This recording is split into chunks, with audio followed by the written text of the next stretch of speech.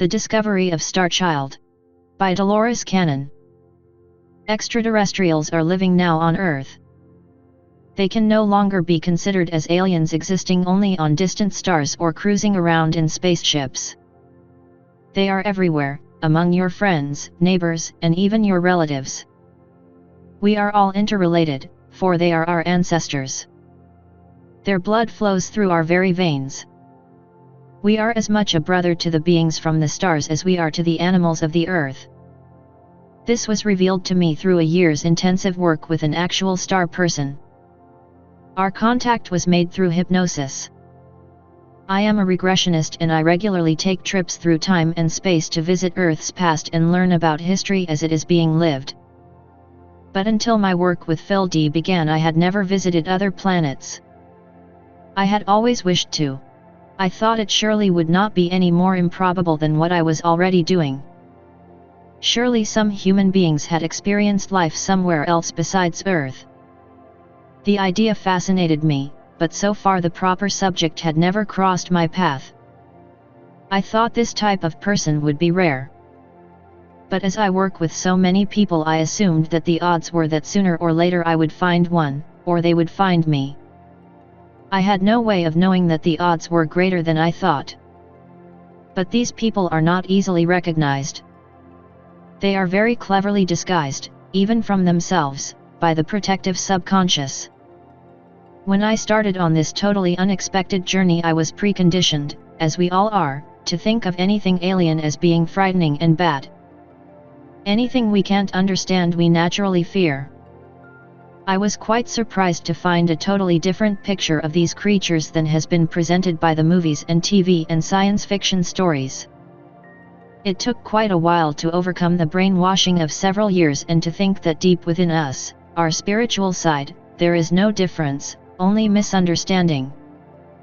My work with Phil began quite by accident. If anything can ever truly be called an accident, I take appointments from many different types of people who want the experience of hypnotic regression into past lives. There is really no true type of person that this method works best on. My subjects are truly a broad cross-section of humanity. They all have their own reasons for wanting to explore the possibility of reincarnation. I often go to their houses for the sessions because people are more comfortable in a familiar environment and they do not feel quite so threatened by the whole idea. I have conducted hypnotic regressions in almost every conceivable setting, from the grandest to the simplest type of residence, in motel rooms and even businesses and stores after hours. I have had to learn to become adaptable and feel at ease even under awkward circumstances because I believe that the comfort of the subject is the most important ingredient in developing trust.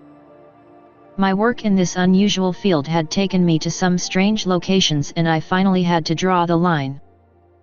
I was traveling so far afield that it was taking me longer to drive than to do the work. So I set a limit. I would travel no farther than about 50 miles. Anyone who lived farther away would have to make arrangements to meet me at a friend's house. I was afraid to turn anyone down because that one person might be the one I was looking to work with.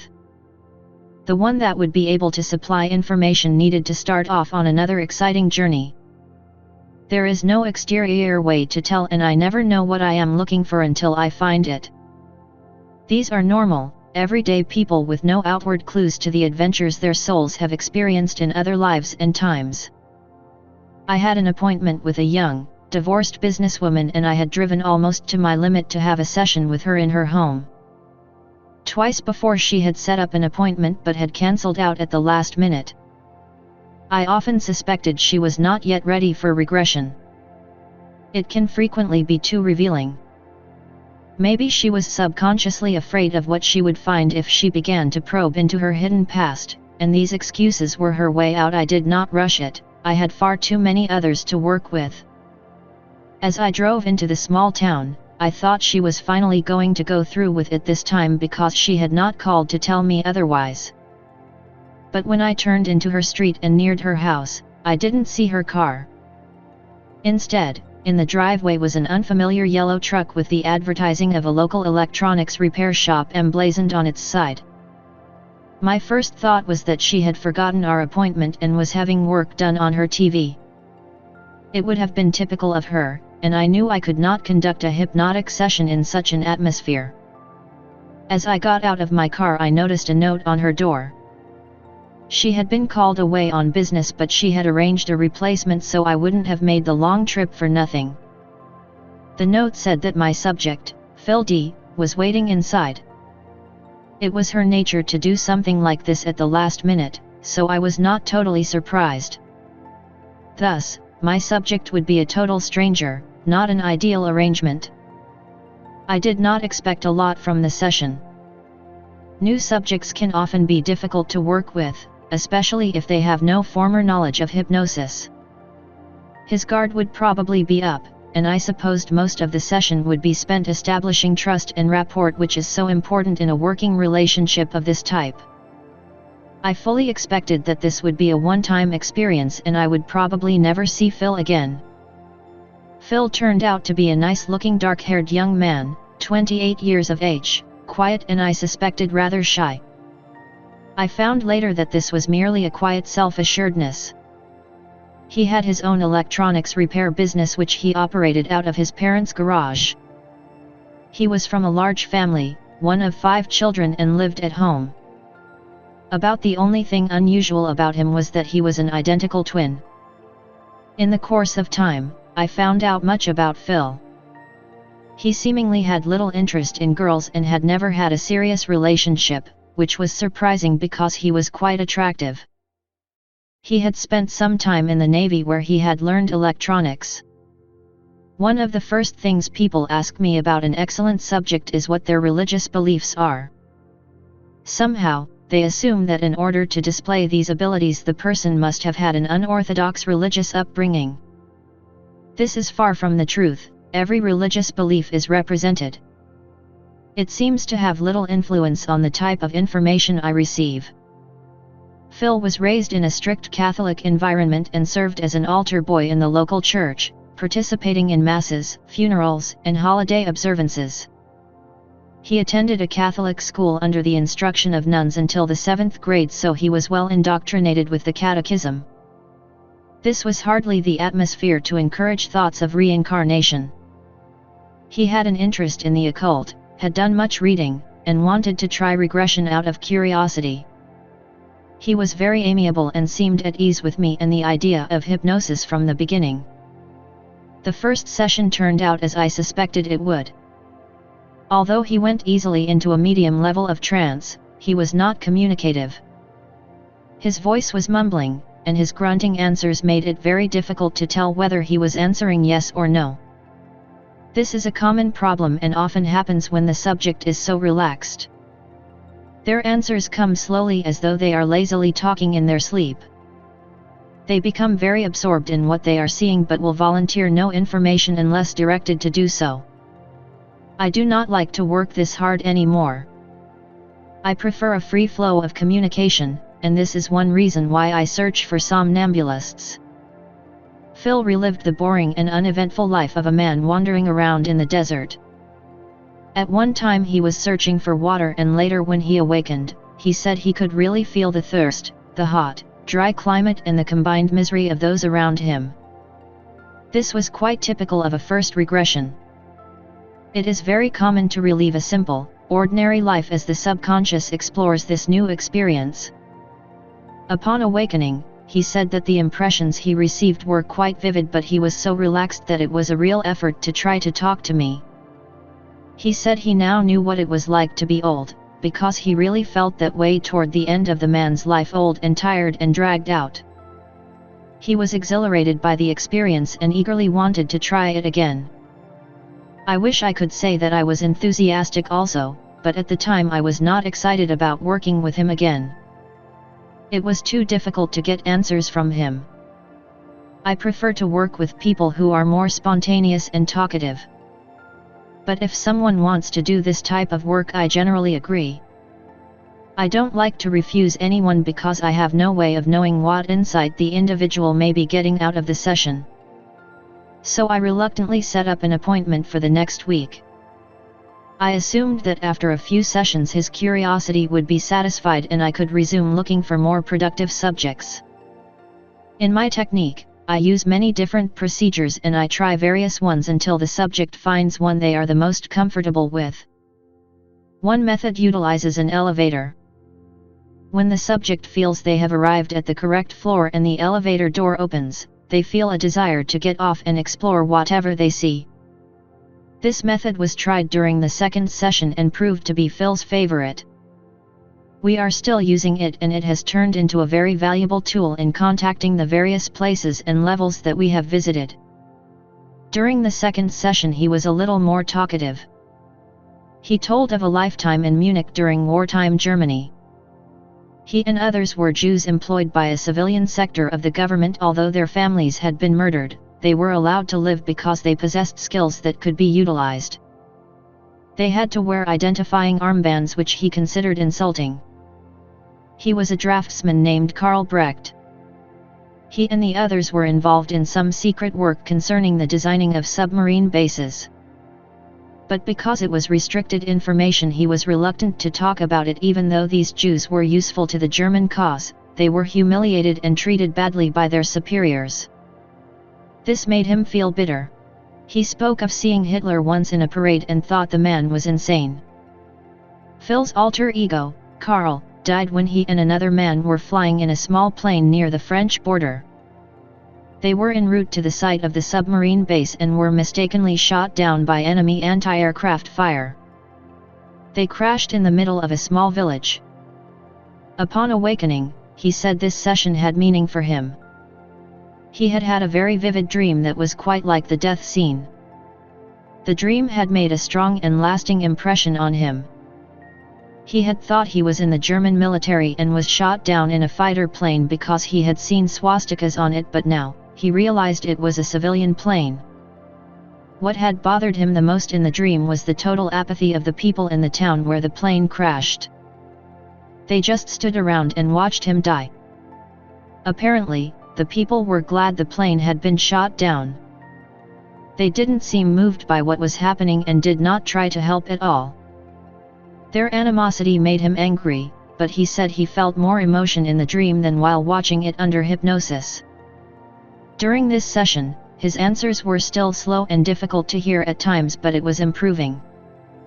He was now becoming comfortable with me. The third session concerned mainly the reliving of life as a woman in an ancient culture that cantered around a huge pyramid and seemed to be located somewhere in South America. A lot of information came through involving the priests and the worship conducted at the time. He told of an interesting ceremony that occurred when the queen died. Her women assistants were given drugs and then stabbed through the heart. This was considered to be an honor as they were all buried together so they could follow her into the afterlife. During this regression, Phil relived the experience of having a baby. It was a strange phenomenon to watch as a man went through all the emotions that a woman experiences during childbirth. He died when a group of Spanish soldiers invaded the village and began murdering the people. These are the types of lives that people usually relive in the beginning.